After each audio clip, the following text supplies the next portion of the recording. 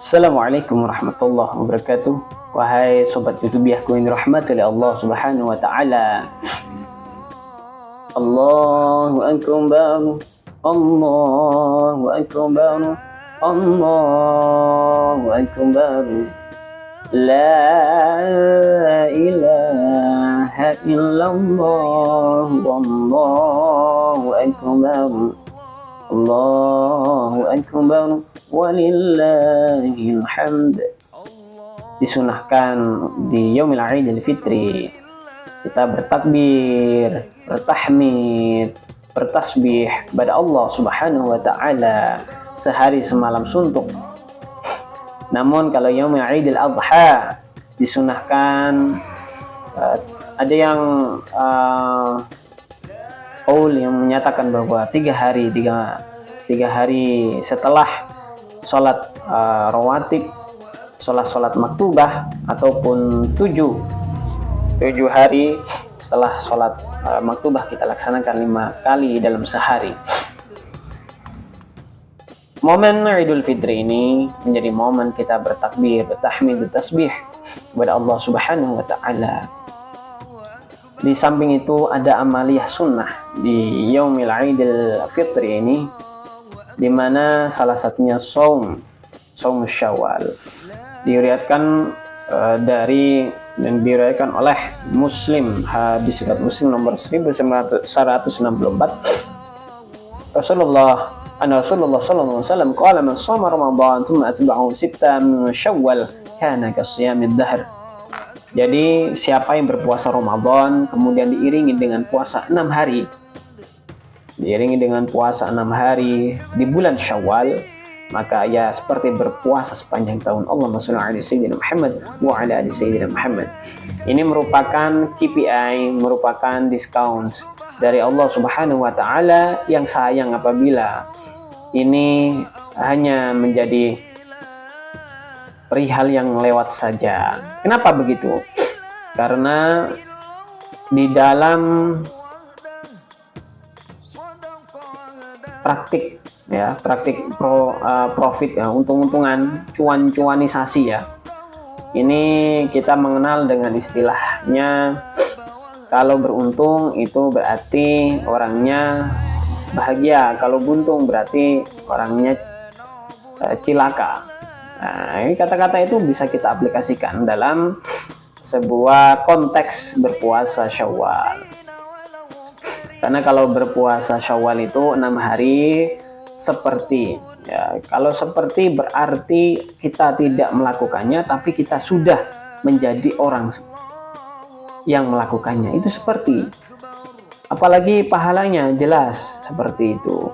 Maka sayang kalau kita tidak berpuasa walaupun sunnah. Bila memungkinkan sebaiknya puasa sunnah Syawal dilaksanakan 1 hari setelah hari Lebaran dan berurutan. Tetapi bila seorang melaksanakan dengan tidak berurutan atau baru sempat melaksanakan puasa akhir bulan, tidak mengapa. Itu di reference Al-Majmu' Syarah Al-Muhadzab juz 6 halaman 379. Hadirin yang berbahagia, kawan-kawanku semua dimanapun kalian berada,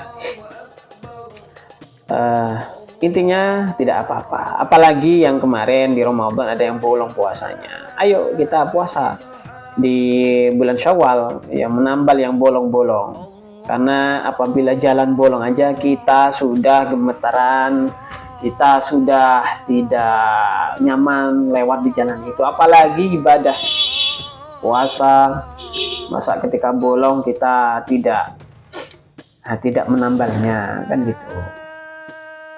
Donat itu bolong karena memang fitrahnya donat itu bolong. Kalau nggak bolong bukan donat, tapi ya U-nya dihilangi, donat ya kan, karena nggak ada U yang bolong. Gitu kira-kira jokesnya.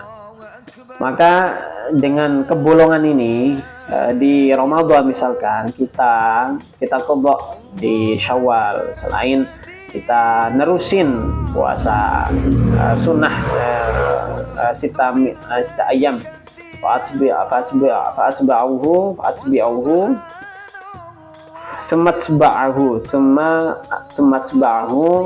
fi sitati ayam kayamis shaumid dahr, kasomid dahr. Jadi kita puasa sunnah 6 hari setelah di bulan Syawal. Selanjutnya kita puasa setahun lamanya.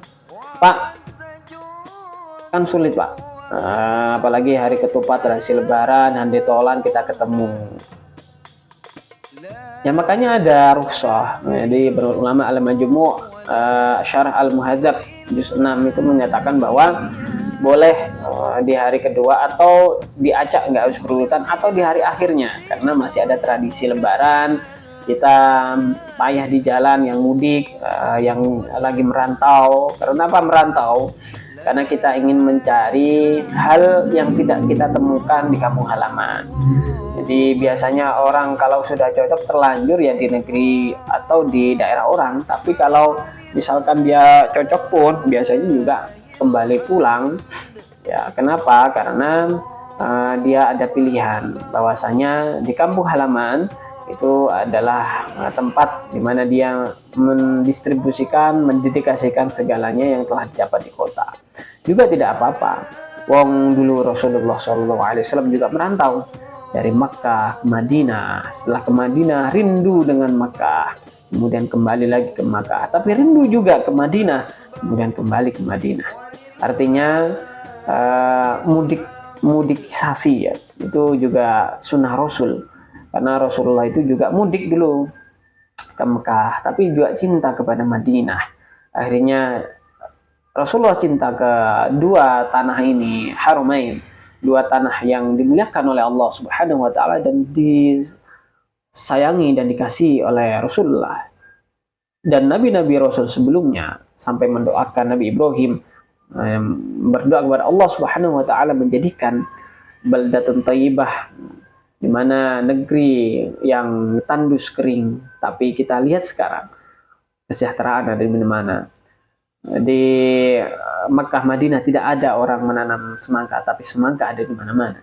Di Mekah dan Madinah tidak ada orang yang kelaparan, semuanya kenyang. Walaupun kita tidak menampik, kadang ada pencopetan, kadang ada orang yang jahil, itu ada. Terus ya itulah manusia. Dulu pernah dikhawatirkan oleh malaikat